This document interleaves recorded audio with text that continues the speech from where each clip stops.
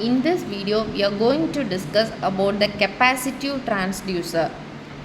By the end of this lecture, our core learning outcomes are to understand the governing physical principles of variable capacitance, analyze the different structural arrangements for plating that are used to vary the plate area or plate distance, and evaluate how these principles apply to linear and angular displacement measurements, and discuss their critical utility in detecting the biomedical parameters such as physiological pressure, force and fluid levels.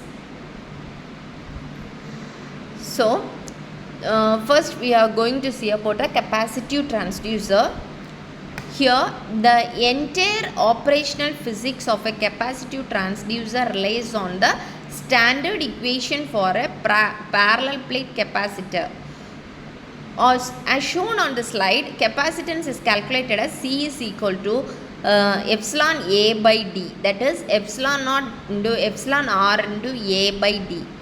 Let's define these variables precisely. That is, A represents the overlapping area of the plates in the square meters, D is the distance between the two plates in meters, and epsilon is the permittivity of the intervening medium in farads per meter, which is the product of the permittivity of free space epsilon naught, which is equal to 8.85 into 10 power minus 12 farad per meter, and the relative permittivity epsilon r of the material between the plates. So, looking at the schematic diagram of our parallel plate setup, a capacitive transducer functions essentially as a sensor that converts the physical quantities like displacement, pressure, force or liquid level into measurable electrical signal. That is, by intensely modifying one of these three parameters by dynamically changing their capacitance between the first two conductive plates. And the next one is the angular displacement measurement. So, angular displacement is nothing but here we can find out how we can manipulate the plate area to measure the rotational movement.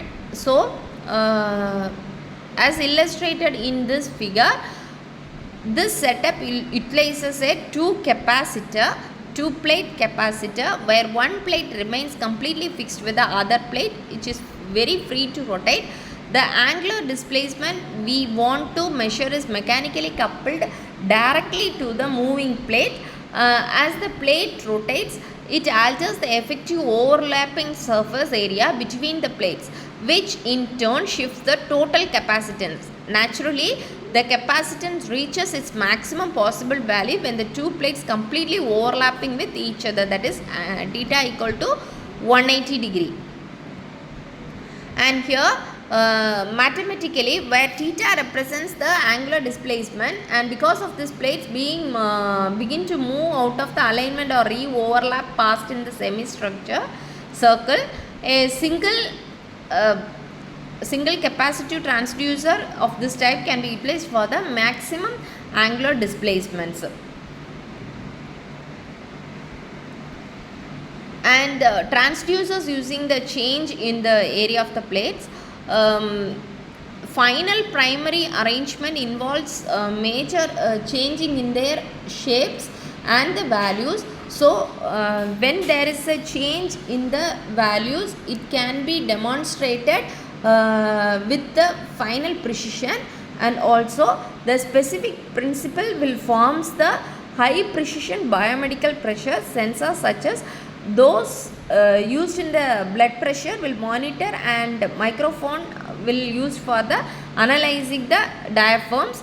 So, here the major thing is the variable area type will change the distance d, which creates an inverse relationship with the capacitance C, and this means that the external physical force will be pushing the plates closer together, and the capacitance will be rises dramatically, where this specific principle will forms the bedrock of high precision biomedical pressure sensors, such as they can be used in the blood pressure monitoring purposes.